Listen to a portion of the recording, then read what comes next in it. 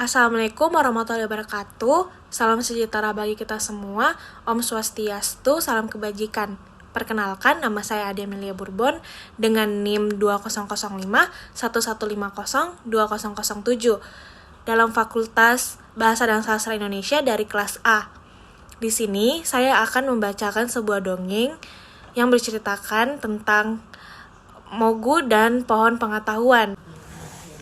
Pada sewaktu-waktu, hiduplah seorang anak yang sangat haus ilmu pengetahuan. Namanya Mogu. Ia hidup sebatang kara dan bekerja mencari kayu bakar di hutan. Pada suatu hari, ia tersesat di hutan dan bertemu pohon pengetahuan.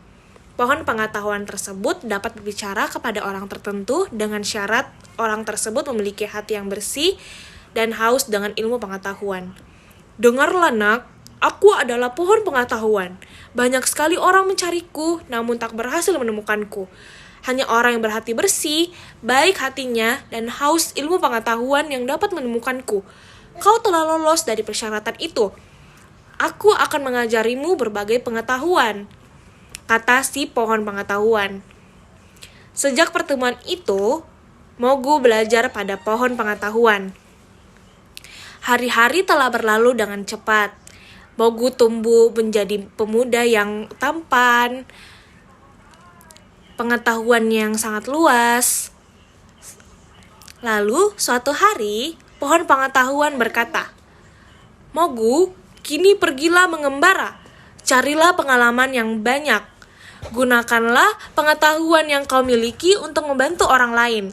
Jika ada kesulitan, kau boleh datang kepadaku." Mogu pun mengembara ke desa-desa. Ia menggunakan pengetahuannya untuk membantu orang lain.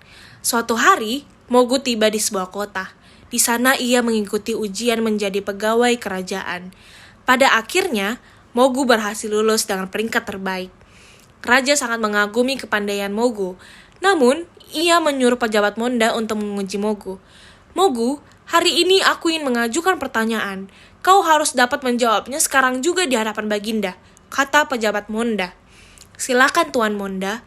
"Hamba mendengarkan," jawab Mogu. "Berapakah ukuran tinggi tubuhku?" tanyanya. "Kalau hamba tidak salah, tinggi badan Anda adalah sama panjangnya dengan ujung jari kiri Anda sampai dengan ujung jari kanan Anda apabila direntangkan," jawab Mogu dengan tersenyum. Pejabat Monda dan raja tidak percaya. Mereka menyuruh seseorang mengukurnya. Ternyata jawaban Mogu benar. Raja kagum dibuatnya. Pejabat Monda mengajukan pertanyaan selanjutnya. "Mogu, buatlah api tanpa menggunakan pemantik api." Dengan tenang, Mogu mengeluarkan kaca cembung. Lalu ia mengumpulkan setumpuk daun kering. Kaca dipantul-pantulkan ke sinar matahari, lalu tak lama kemudian, daun kering itu pun terbakar api. Melihat hal itu, raja semakin kagum dibuatnya. "Baiklah, aku pernah mendengarkan mengenai pohon pengetahuan. Tahukah kamu letak pohon itu? Bawa aku ke sana," ucap sang raja. Setelah berpikir sejenak, Mogu berkata, "Sebenarnya pohon itu adalah guru hamba. Hamba bersedia mengantarkan Baginda, tapi kita berdua saja dengan berpakaian rakyat biasa." Setelah bertemu dengannya, berjanjilah bahwa Baginda tidak akan memberitahukan siapapun. Raja menyanggupi. Setelah menempuh perjalanan jauh, sampailah mereka di tujuan. "Salam Baginda, ada keperluan apa hingga Baginda datang menemui hamba?" sapa pohon pengetahuan dengan tenang. "Aku ingin menjadi raja yang paling bijaksana," kata raja. "Anda sudah cukup bijaksana. Dengarkanlah suara hati rakyat dan pahamilah perasaan mereka. Lakukan yang terbaik untuk rakyat Anda. Janganlah mudah berprasangka. Selebihnya, muridku yang akan membantumu. Waktuku sudah hampir habis. Sayang sekali pertemuan kita begitu singkat," ujar pohon pengetahuan. Sejak saat itu, Mogu bekerja kepada raja yang semakin hari semakin bijaksana. Rakyat pun hidup makmur dan damai. Begitulah tadi kisah perjalanan sebuah Mogu dan pohon pengetahuan. Jadi, pesan moral yang dapat diambil dari kisah tersebut ialah jadilah seperti Mogu dan pohon pengetahuan.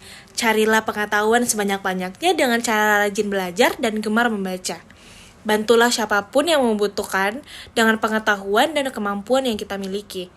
Orang yang baik dan pintar akan sukses dan bahagia di masa yang akan datang. Terima kasih.